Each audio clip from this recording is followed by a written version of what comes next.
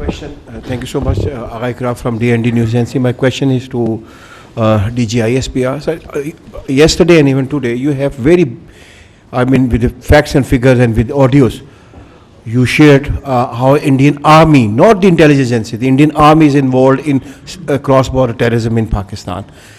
What next now? For how long Pakistan would face this situation when the Indian Army is directly involved, paying people with the documentation? You have shared everything. So what would be next now? Well, the nation is united. The resolve of the leadership is in front of you. National Security Committee press release, we covered every point. We discussed in totality. And I must compliment all political parties who represent in the federation, federating units, all federating units in the Senate of Pakistan, which is a symbol of federation. There was the unanimous resolution, including, I'm repeating, all political parties. And I think the message was loud and clear that in terms of our sovereignty or territorial integrity, there is no compromise.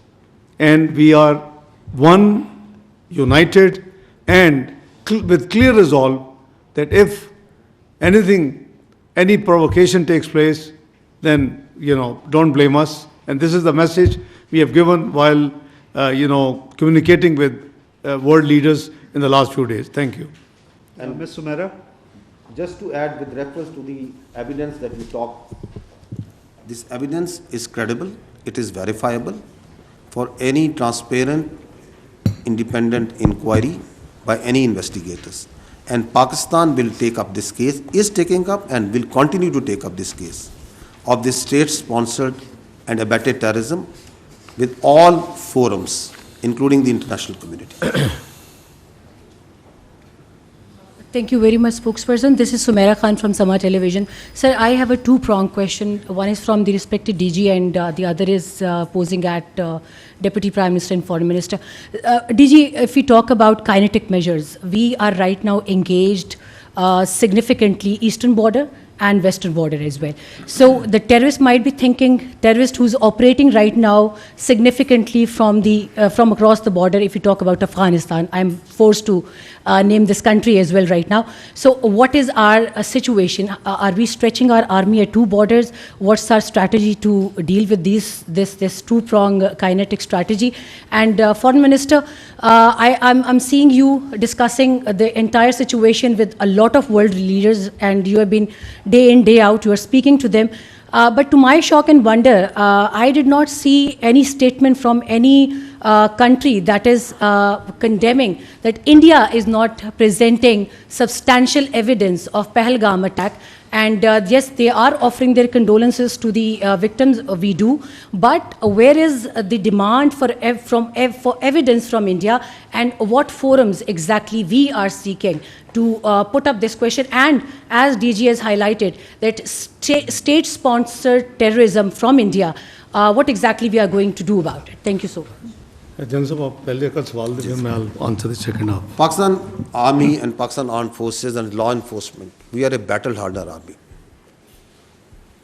So, it may be a ploy, it may be a tactic, it may be a desire, a strategy for them to engage militarily on the eastern front so as to create space along the western border. But Pakistan Armed Forces, its law enforcement, intelligence, security agencies are fully capable of taking all these threats simultaneously with full force and effectivity. And its manifestation you just have seen in the last few days. As I told you that we have credible intelligence and that all the proxies of terror have been activated. But the security of the people is being done. The terrorists are being hunted and being taken down. So we are vigilant, we are watching everywhere. And I said earlier that we are watching their moves and what they are doing and their plans in all domains.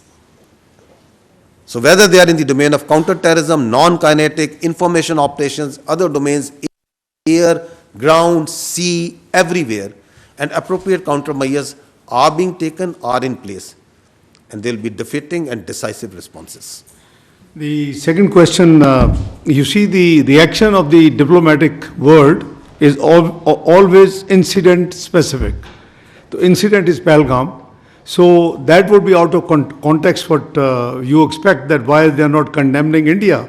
Obviously they are condemning the terrorism, everybody, but I don't know whether you have seen the Chinese statement, whether you have seen the Tayyip Erdogan, the president of Turkey statement, and I explained earlier that most of the global leaders, they were very, very candid and requested to exercise restraint, and that's why we have announced that we will not be the first one to take any escalatory move. So the policy of the government is absolutely clear, and that's what we are following. So surely this will be inappropriate, I think, at this stage.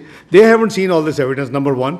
The discussion right now is focused on an incident. So, it will be out of context if somebody goes out of the way and starts condemning why you're not dealing with all these things. So this is for your education to sharing with the media, with the nation, with the international community, that's what Jan Saab and spokesperson have tried to just run you through. Thank you.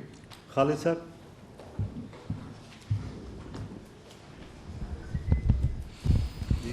Khalid Mahmood ji Express TV से।